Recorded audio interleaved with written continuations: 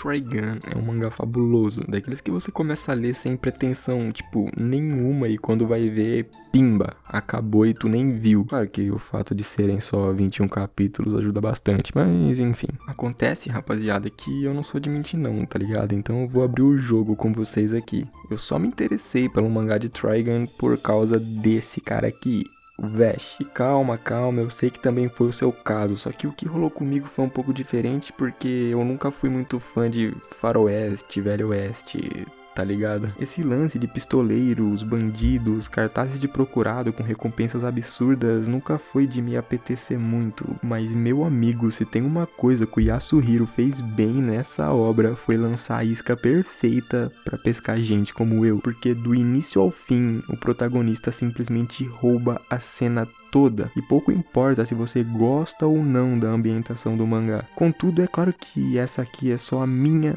opinião e você não precisa concordar com ela de modo algum, mas como a minha experiência com Trigun teve, digamos assim, o seu estopim quando eu, entre aspas, conheci o Vash, creio que se pretendo falar sobre Trigun aqui no canal, nada melhor do que começar por ele. Então, meu jovem pistoleiro, senta na cadeira e se prepara, que nesse vídeo eu vou falar sobre o tufão humanoide do Velho Oeste. Mas antes de mais nada, já sabe, né, pô, deixa o like no vídeo, se inscreve no canal e ativa o sininho, senão eu vou ficar triste pra caramba, né, e você não quer me ver triste. Enfim, sem mais enrolações, pessoal, vamos falar sobre o Vash.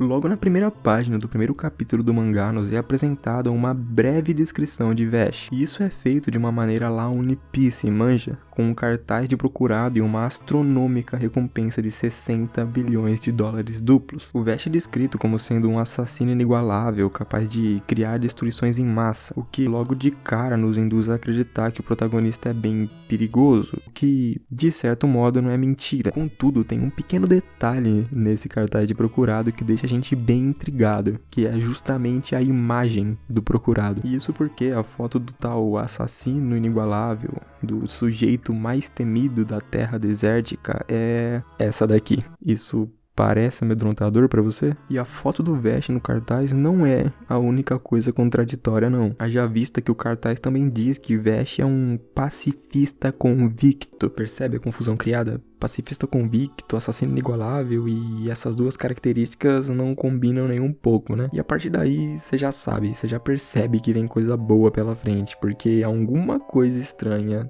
tem aí. E se tem uma coisa que o mangá faz muito bem é deixar esse clima de mistério no ar, porque logo no início da obra fica explícito que o Vash é um bobão, só que melhor do que eu te dizer isso é eu mostrar pra você. Então dá só uma olhada nesses quadros aqui, meu amigo. Olha isso, ou isso daqui.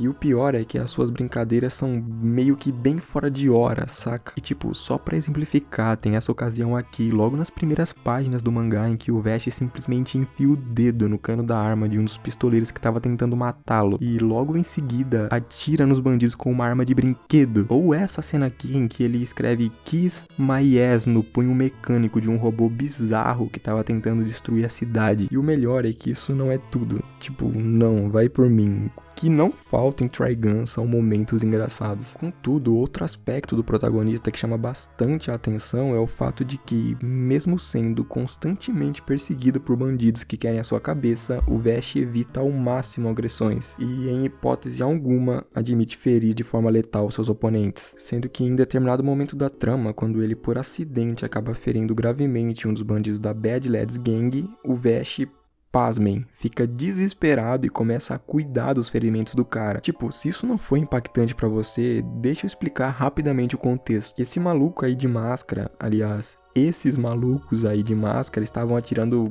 pra matar, meu amigo, depois de terem simplesmente sequestrado um, entre aspas, navio cheio de gente inocente, e não o bastante depois de terem alterado a rota do veículo pra fazer com que ele caísse em um precipício. E meu amigo, foi com esse cara aí que o Vash ficou preocupado. A atitude dele é tão incompreensível que nem o garoto que tava com ele consegue entender e não se aguenta. O moleque fica putaço e questiona o Vash do porquê ele não tá atirando pra matar os caras. E é nesse momento, meus amigos, que o mangá te dá um tapa moral bem no meio da cara. Porque eu sei que você também pensou, pacifista é o caramba, tem que descer a lenha nos bandidos, pô. Só que, cara, o Vashj não pensa assim, mas muito pelo contrário. E ele responde ao garoto dizendo que fez uma promessa a um certo alguém e que caso apagasse a vida de uma única pessoa, nunca seria perdoado por ela. E calma, que daqui a pouco eu explico quem é esse certo alguém. Só que o tapa moral mesmo vem em seguida, porque o Vashj diz que pouco importa o que aqueles bandidos fizeram ou deixaram de fazer até ali. Basta apenas que parem com aquilo e calma.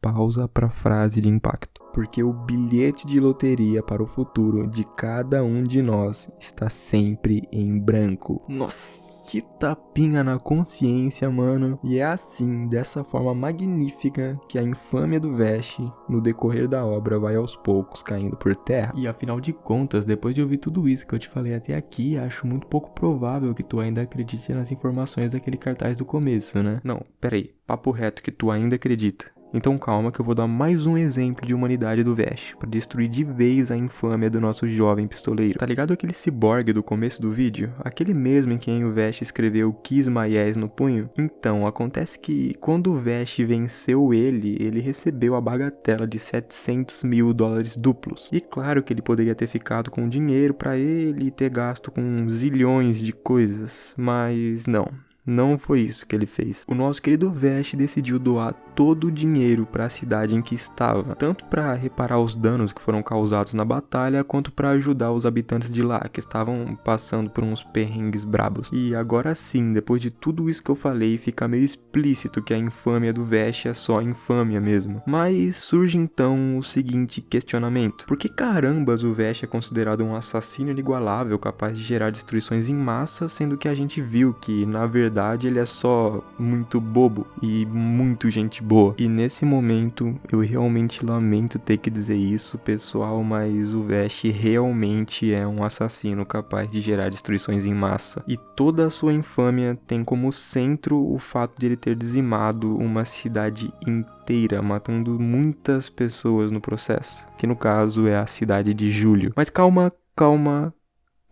que isso tudo tem uma boa explicação. Só que eu não vou me estender muito nesse ponto, até porque eu pretendo soltar um vídeo contando a história inteira do mangá, então vamos ser bem breves. E o que você precisa saber no momento é que o Vashj não teve culpa nisso. Ele definitivamente não queria ter feito o que ele fez. E a destruição de Julio deixou severas marcas no psicológico dele, que, diga-se de passagem, já era bem atormentado. Isso mesmo, bem atormentado. O nosso querido protagonista não é tão feliz quanto aparenta ser, e esse, meus amigos, é o foco principal desse vídeo. É exatamente nesse ponto que eu queria chegar, e tudo que eu te contei até aqui converge para esse momento. Durante a obra, em alguns trechos fica evidente que o Vashj sofre de uns graves problemas psicológicos, e isso possui uma estreita relação com sua trágica história de vida. Os sorrisos do nosso garoto brincalhão não são verdadeiros, mas apenas uma máscara que esconde o seu profundo sofrimento. Ele carrega um pesado fardo nos ombros. Traumas, culpa, solidão, tudo que você pode imaginar, ele carrega. E sua personalidade boba, aos poucos, vai se transformando em soturna, e isso é feito de uma maneira que te deixa,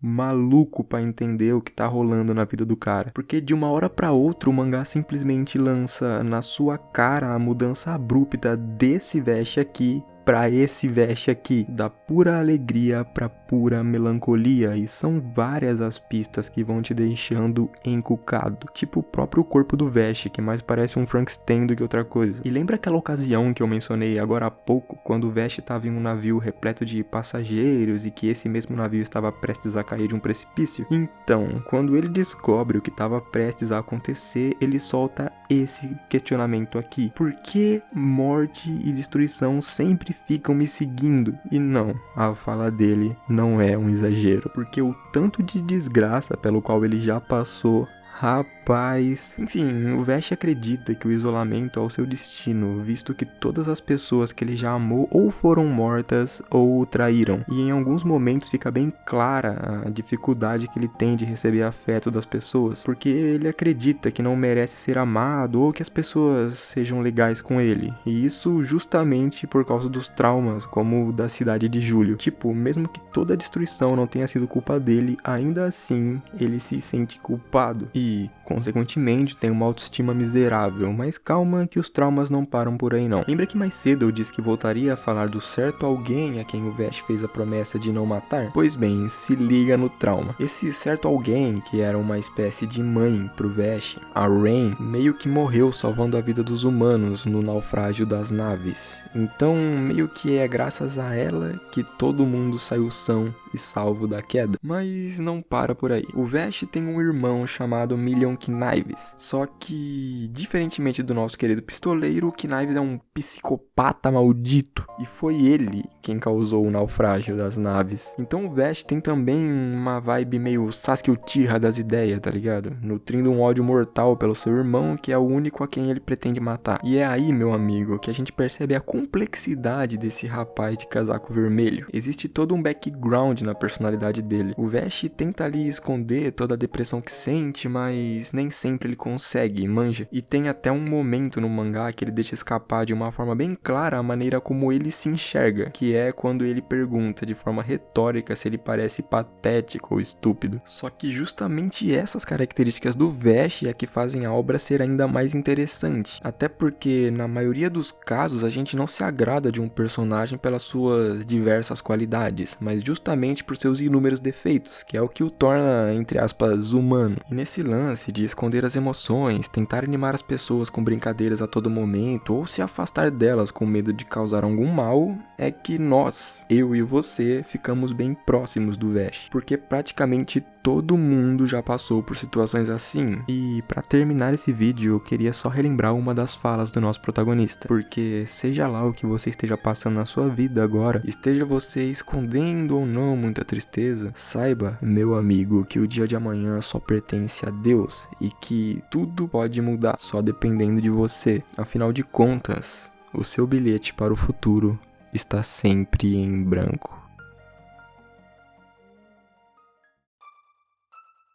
Opa, pessoal, se você ficou até aqui, muito obrigado pela sua atenção, de coração mesmo, viu? Sei que algumas pontas ficaram soltas, tipo, quem é Knives, o irmão do Vashti, ou o que aconteceu na cidade de Julho, que eu falei que não teve culpa do Vashti, mas não expliquei o que rolou de verdade, etc, etc. Mas, sinceramente, se eu fosse tratar desses temas nesse vídeo, ele ficaria ainda mais longo do que já tá, o que seria cansativo pra vocês e não muito proveitoso pra mim. Tipo, acho que já tá batendo uns 15 minutos de vídeo, já vai ficar bem cansativo. Então, caso vocês achem legal a ideia de eu trazer mais vídeos sobre Trigun, comentem aqui embaixo que logo eu trago mais. Por fim, se quiser, me siga nas redes sociais que estão aparecendo aqui na tela e é isso aí. Até mais.